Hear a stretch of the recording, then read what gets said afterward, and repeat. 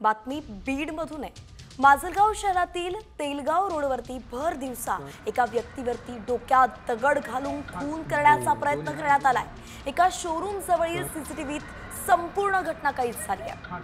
आरोपीनं आधी लाथ मारून पीडिताला खाली पाडलं आणि नंतर डोक्यात दगड घातला। गंभीर जखमी उत्तम विघ्ने यांच्यावरती आता माजलगावातील खासगी रुग्णालयात उपचार सुरू आहेत। तर गेल्या 5 दिवसांत 2 हत्या झाल्यानं माजलगावमध्ये कायदा आणि सुव्यवस्थेवरती आता प्रश्नचिन्ह उपस्थित झालंय।